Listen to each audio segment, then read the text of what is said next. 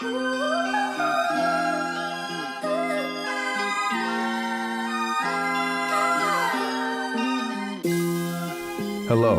and welcome to the Gang Culture Podcast, a series educating you about gang culture.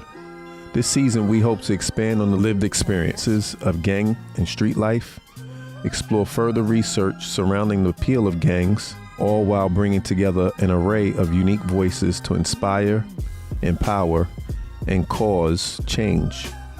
Whether you are listening at home, school, or on the way to work, we hope you enjoy and learn something that can be shared with others.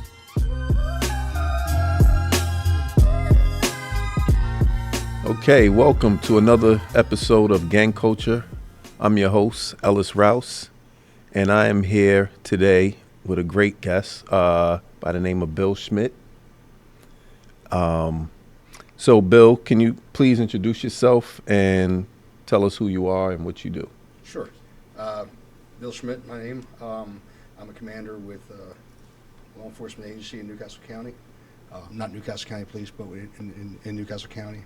I've been a career law enforcement officer about almost 35 years now. I'm also the president of the East Coast Gang Investigators Association, and I'm the executive secretary of the National Alliance of Gang Investigator Associations.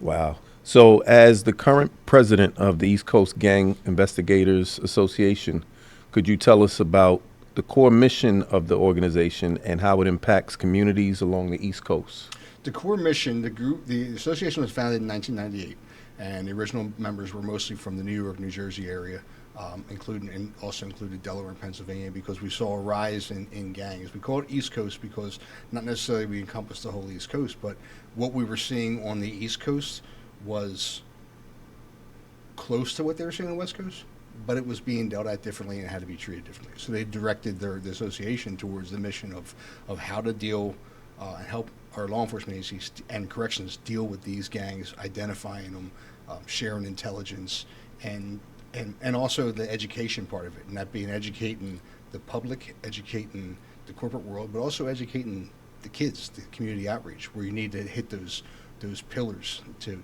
focus on intervention strategies and prevention strategies as well as suppression. Outstanding. What was your journey to becoming the president of ECGIA? Early in my career, growing up in the city, I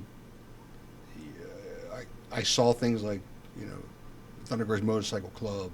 I grew up in an area where there were guys that would, identifying their block and stuff, and started getting into things. But at the same time, I saw, police and fire and public safety, and I found, interest in I think that form and formality of flow of a group, whether it was a bunch of police cars, whether it was a bunch of fire trucks, or whether it was a motorcycle club going down. And then as I got into law enforcement, I had an interest in pursuing that angle of it, looking and trying to identify gangs and other organized crime elements that might exist in the community. In 2004, or in 1999 or 2000, I joined the association while I was attending a training about gang investigation, and became friends with some of the senior members in there who started learning more about it. Remained a member. In 2004, I took on the role as the Delaware president of our chapter. We started a chapter. I served as a vice president for a while, then took over as the president, and I stayed on as the president of the Delaware chapter for all the way up until 2022, I believe, when I was voted in as the president of the association. Wow.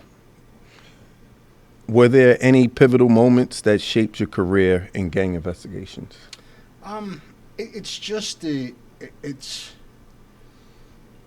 It's recognizing the scourge they cause the community, the violence they cause the community. And whether you're in a city that's entrenched in the violence, or whether you just have a small problem in the community that's creating violence, it's the draw to the innocent kids out there. It's the negative draw. It's sending what they appears to be a positive message to draw them in, but it's a negative message, and seeing how it affects them down the road. And as I progressed farther in my career, it became the challenge of trying to interject in there and trying to surveilling them and identifying them and trying to stay one step ahead of them, and then building that relationship with other agencies in the area where you're getting sharing your intelligence and you're recognizing that you're helping others, put cases down. And then gradually, problems started developing in our own state, and being ahead of it, you're able to participate in trying to help solve it and end the problem. And ultimately, as time went on in my career, I started to see it from a different perspective, and start gaining more understanding of where the member comes from and their background and the similarities they may share with myself or with others. And when you come to learn more about that later in career, I think it makes you wiser, and it makes you more, at least it helps me become more able to help on both sides of it, that I can hit those tents, I can suppress, I can intervention, I can do education and stuff and help other kids. Yeah, something I thought about when you were talking, and we were talking offline, the human element, how much that plays a role in gang activity, and how some may perceive gang members as, I'm just going to say, animal behavior. But again, there's a human element to everything. So, what are some key differences in how gangs across the U.S. operate? I think gangs, from my experience, and I've had the opportunity to visit other states and the West Coast and Southern California, I think the core elements of the gang are the same.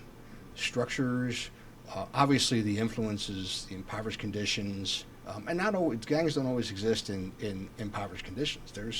There's gangs in nice neighborhoods too, middle class neighborhoods. And their draw is just different. They're not forced into something.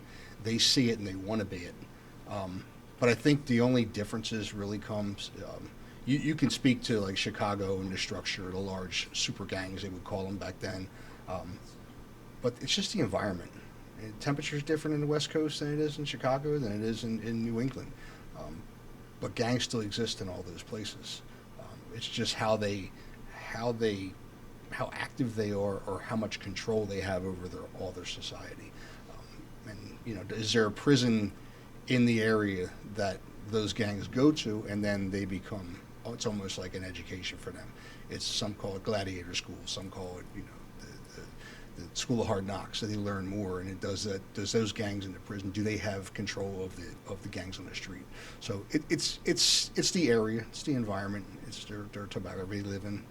But I think when it comes down to it, the motivations and the core elements are the same. And I think the treatment can be the same too, if you approach it. So now, how do you address the differences? Well, I find the differences to be advantageous to you. So if we talked and you're from Brooklyn, now if a guy was to come down from Brooklyn and I would sit down and have a one-on-one with him, I could start using my familiarity with people I know from Brooklyn. I would never go out and put myself in his position, but I can use that as an icebreaker to get past, even if we're from a different, if we're culturally different and we're from two different areas, but I have a connection there, that might open up a door. I talk about some of the motorcycle clubs and stuff, and when I talk about to some of those members, I can relate back to my childhood, guys in my neighborhood who I know their dad was a member, and I can bring that up, and that conversation then opens up, and the human element then comes out. And I think it gains for me, it gains a little traction, maybe a little respect, and a little comfortability that person's comfortable talking sometimes. And it may not be about a nefarious situation, or it may not be about something that it's going to solve anything, but it's just a human connection, and it goes a long way later. It might come in handy, and they might open another door for me later on. Absolutely. How do you stay ahead of evolving gang tactics and trends, especially as new generations of gangs emerge? You have to immerse yourself in it. It's there. You have to be willing to. We in the small social circle of guys in my associations, we call it. You have to just dive into it and be a student of the game. Never stop being a student. I've been in the job for almost 35 years now. From the day that I learned the first thing about gangs, I've never stopped learning.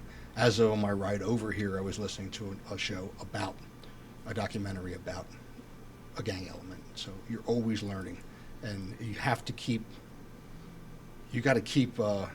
aware of what the kids are listening to. What are they watching?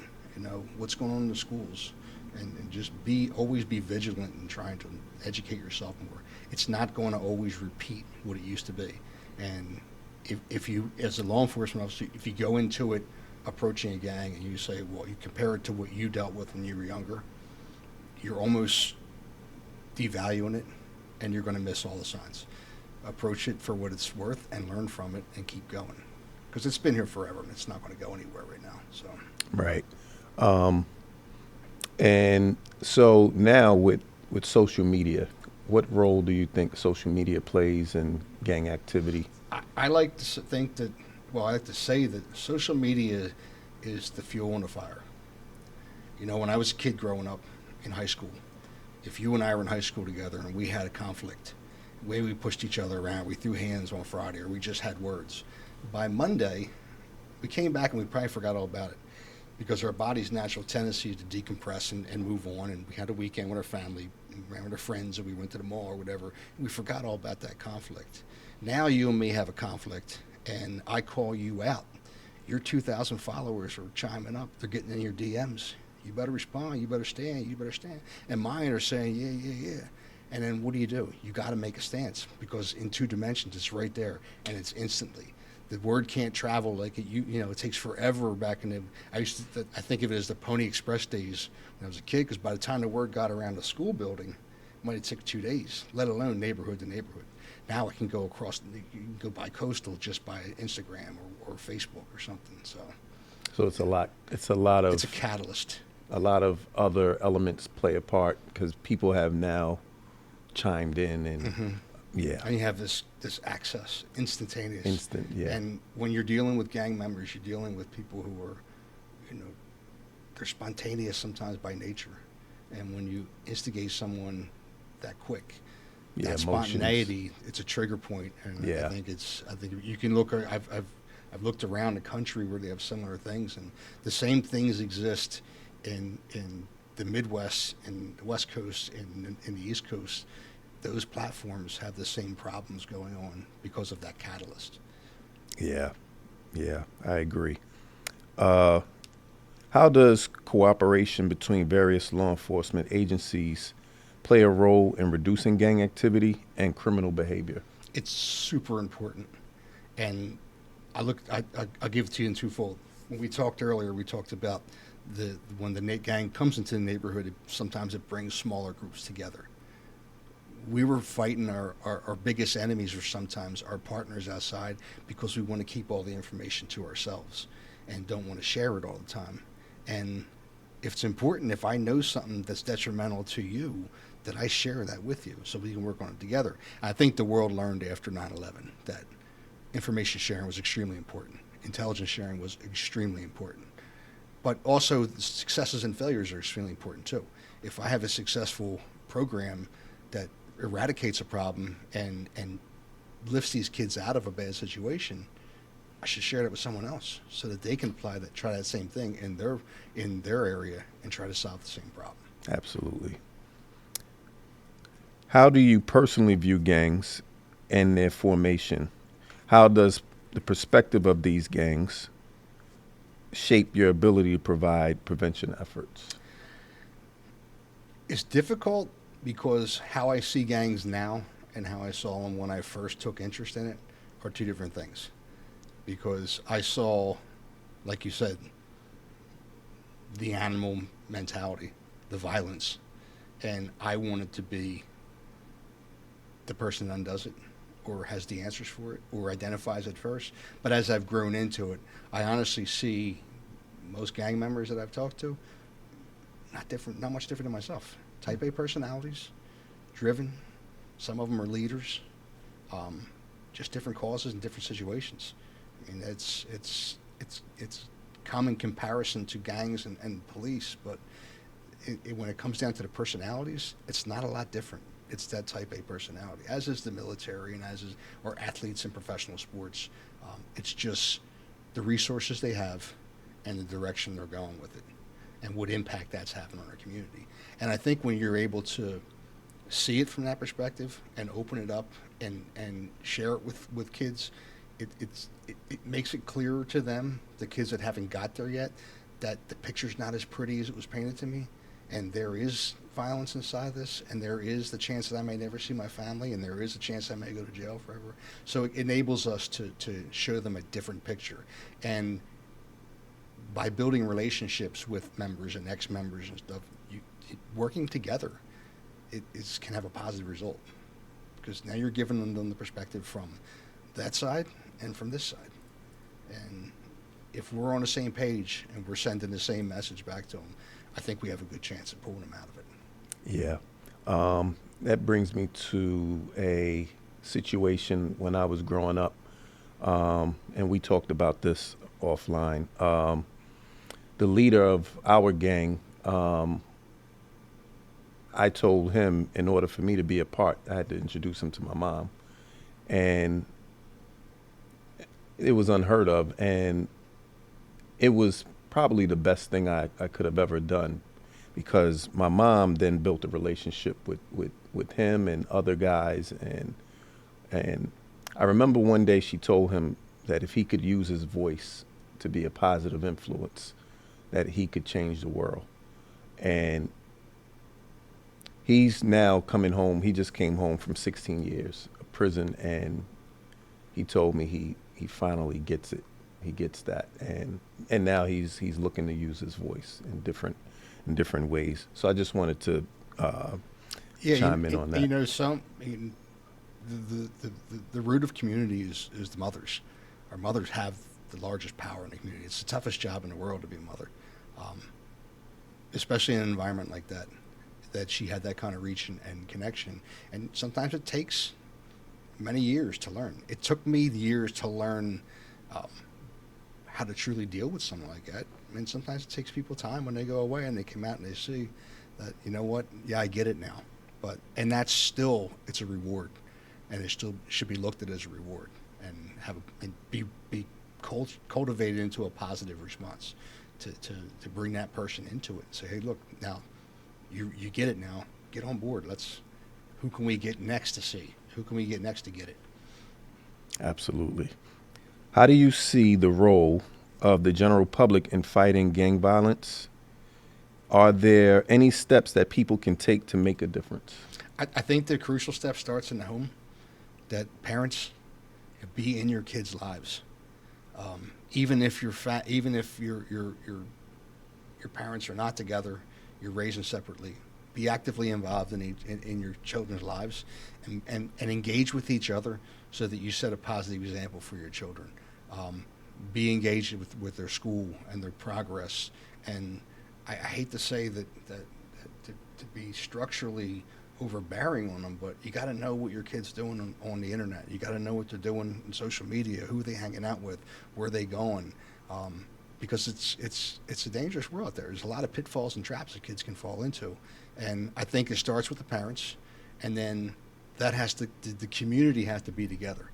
You got to bring back that neighborhood sense of it's okay for someone else's parent to call you out when they catch you doing something, or to go back to your parents and say, hey, you know, he's doing something unwise out here. It needs to be dealt with.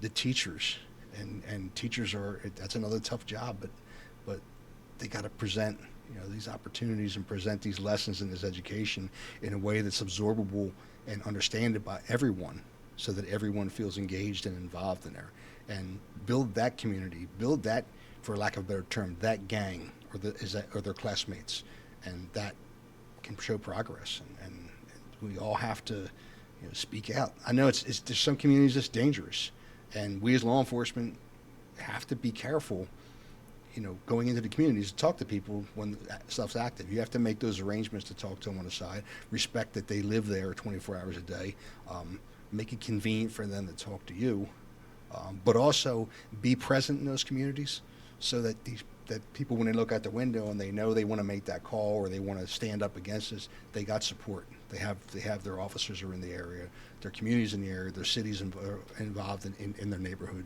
and everybody's working together. It's a hard sell. It's a tough problem to get over, but it can be done. Yeah. In my community, I remember the elders would say, we need to police each other. You know, we need to not be afraid to speak up and speak out if we see something wrong. Respect the elders, and you know, that was in the 90s. Obviously, we're in a new day where things are a lot different. But I think that foundation can carry over. Certainly. Yeah. Yeah, it's somewhat discouraging when you look at having grown up in the city. You that has changed as people migrate out of cities, as businesses relocate, as suburban housing grows, and as different environmental changes. It takes some of that community out, and it's not necessarily creates a bad situation, but you don't, like, my parents grew up on the block that I grew up on, and everybody I grew up with same way. So we had generations of generations that had each other's checks and balances all the time, and I don't think you have a lot of that now, and not that it's a bad thing. So we have to find a different option for that, and how do we improve that community? It's still finding strength in the community members, that they find a common element that brings them together. Absolutely. What are the biggest misconceptions people have about gangs, and what would you want our listeners to know? I think they have the misconceptions. You can there's probably a bunch of them. The television sells stories, the news and books, they sell stories and stuff. They'll sensationalize some gangs, and some transnational gangs now there's a lot of violent activity, but they're coming from violent countries initially. Some of these transnational gangs, but it's that every member is violent. Not necessarily. Not every member is even a criminal. I've known guys that were members of gangs who come to find out their fathers were police officers, and they never committed a crime in their life. It was the sense of belonging that they were looking for, and the sense of protection that they were looking for. That exists in the motorcycle gang culture also. There's many guys in there they work hard working jobs that's their identity, that's their group that they hang with, but there's no criminality involved in it. So they're not all criminals, they're not all violent. There's sure is enough of them, but it should be looked at a lot more from a sociological perspective than just at the face value of crime, because what causes people to join, sometimes they're the same causes and the same personalities and the same drive that we have in other fields, like I said, but it's just situation they're in, and the end game, what are they after? So it's really hard to fully understand, or the misconceptions can throw you off, but it boils down to it. It's about, the focus should be on your community, and prevention, is the best, is a start, and that starts at home. Intervention, that starts afterwards, after the suppression happens. So it's the community and the police working together to try to stop it. If they identify it, stop it, and then keep working to bring them out. Don't exclude those people. Now, people commit crimes and they go to jail, rightfully so, for what they did, and they serve their time. But don't exclude all those people don't write them off just because you put them behind a door and close them out. There's a lot to be learned from every person that's sitting in that jail. If nothing else, you can learn how to deal with what was going on because they lived it. And they should always be given an opportunity for a second chance. If they don't take it, they don't take it. But they take it, validate what they have to offer and see if we can use it and turn it back in and recycle it is the way to look at it. Recycle it back into the community to try to stop further problems from happening. Absolutely. My job now as a community outreach specialist is to teach and create prevention programs, drug use, gang activity. So I look to engage youth in positive programming and positive environments. So I agree. The prevention is very important. If we can get them before things start to snowball effect, in a sense there. Um, where do you see the field of gang investigation going in the next 5 to 10 years? Um, it's now going to go. I mean, it's already going that way. We're going into more forensics, and we're going more into the digital market because of the activity on social media. Um, the problem with when these kids go on there on social media, they want to wave guns around or spell out what they're going to do or what they did, and it's almost like you're confessing. They're going to have to learn from it eventually, but the officers need to, and they do more, looking more at that social media and watching more of those YouTube videos and those potential and matching it to what's happening in the area. I don't think in some areas the problem's not jurisdictional. It's not in this neighborhood setting. Sometimes it's all over. Sometimes social media is the neighborhood. And some of these guys have no roots in any community. That's where all the beef is happening. So I think it's going to be a lot more of that. And it's been successful so far.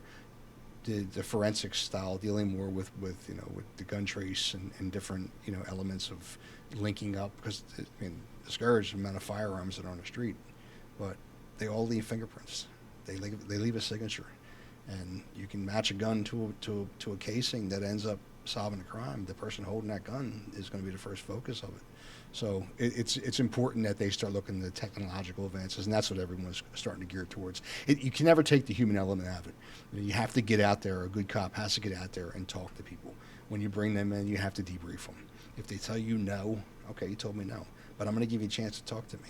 If I have a common element that I can throw in there that gets us talking, then maybe I can learn a little more. If you only tell me this much, okay, that's good for now. That'll help me out some. This much might turn this much for somebody else in a neighboring agency. So the human part of being a police officer, you can't take that away. You need that ability to communicate with people, to go out there and build trust in the community, and also do the legwork that's necessary, because the technology is not always going to solve it for you. But it's becoming the wave of where they're going with it now. Right. Now, is there a message you would like to say to the youth who are listening? I think I thought about this a lot before I came in, and I think looking back again, I'll weigh on how I perceive looking back on my career now, and why I think I'm wiser now is looking back on my life, and you probably agree with me. Childhood is such a small portion of your life. It's really, 12 years of school, and everything we did before first grade, we don't remember anyway, and we were forgiven anyway. We were just being, that's what toddlers do. But then that short period of 12 years, and now you got to get a job, now you got to go to college, now you got to go out the streets, whatever you do, it's over like that. And when you get, you worked a career for 20 years, now you realize that my life is halfway there. And be a kid. Just enjoy being a kid. Don't feel compelled to grow up that fast. Don't feel lured in by the temptations for instant gratification or instant celebrity. You have the rest of your life to do that. And if you do it positive, the impact you're going to have on others, whether it be your own children, your grandchildren, your neighbors, your family, or anyone else, is going to be much greater than what you would have gotten chasing that dream on the streets, if you live long enough to do that. So just be a kid. Enjoy your life. Take it all in. Learn from your elders. Learn from your influences. Learn from your teachers. Learn from your friends. But learn things. Take a positive approach. It's good to be positive. And it's rewarding. And I think that kids are afraid to, they're just afraid to be a kid. Everyone wants to grow up yesterday, when you got plenty of time to grow up. Learn and just be a kid. Yeah, I agree. What are some alternative options to joining a gang if you are looking for belonging or safety? Well, obviously, sports has always been a good outlet for kids that especially energetic, leadership personnel, structure, looking for those. Sports has always been great. And there's other things too, arts, culture, and so many other opportunities for kids to do. And now with the internet and with the computers and with the ability to communicate over social media programs like Zoom and YouTube and stuff, it's endless bounds. I mean, how many kids now are you see on the news that are making tremendous amounts of money doing stuff online, like just and legitimate fun things, being kids, and they're making, they're learning how to make a living, and they're having so much they can enjoy. Technology has advanced so much for them that, we used to have to go out and you run the streets and play, kick a can down the street, set the Hot Wheel tracks up or do something like that. But now these kids have, get out of the video games and just get out there and enjoy and interact. And I think they have some great advantages out there for them. Much greater advantages than joining the gang, because 9 times out of 10, and you can attest to it in your knowledge, that there's always a core of that gang that has no hope of getting out, and sometimes their only function is to drag others down with them, and that's a negative element that most kids don't recognize until it's too late. Yeah. So, be sports and different things like that will enable kids to guide your own course, excel. Have positive role models that you're looking at, and follow their leads and take advantage of everything. And it's just a better way to go for them. Yeah. Sports was definitely something that played a major role in me surviving in my neighborhood. I was a basketball player, so I was, friends of mine looked at me as hope, because I was kind of good at it, and they really wanted me to focus on it. So I agree, sports, and again, just after school programs, interacting, like you said. Mm-hmm. Yeah. If I could go back and do life over, I probably would have done things like I'd want to learn how to cook more when I was younger, so that I'm not. I enjoy learning it now, but man, I wish I would have learned that a lot sooner, or took on a program or a hobby that I could do my entire life with. Just other things, because you realize that when you do that, you find peace in it. You find your own sensibility, your own structure in it, and it just makes life a lot easier for them. And it's a lot more to learn than just following other people. I mean, I like anybody else, I did my share as a kid. You follow people and lead, but there comes a point in your life, and I was fortunate that I found a chance to lead. And maybe I was going by myself, and I wouldn't be leading anyone, but I at least set an example that if you want to follow me, let's go do something. And off we went, but do it positively. And sports is one outlet that even kids that aren't that good at it, at least the effort is a reward in itself. And for those people who, the coaches and stuff that are out there that are dedicated to doing that, they're also a great element, a great instrument that we can use to help keep kids off these things. I mean, everybody has a teacher or a coach that they think back when they were kids they admire, and we need more of them out there. I agree. Well, I thank you for this conversation. Is there anything else you would like to add? Just that I appreciate this platform of it. I think now, being still a student of the game, I follow a lot of platforms and a lot of podcasts and social media presentations of it. I think that I'm still learning all the time, and there's some positive messaging out there, and there's positive interaction between my side and former members and stuff, that we're setting examples, and I think it'll go a long way if the message can stay out there. And I appreciate you guys doing this program, and I wish you the best of luck with it. I hope it gets out, and then anything I can do to help expand it, by all means. I think it's going to benefit all of us in the long run. Yes. Thank you, Bill. Thank you for your time. Thank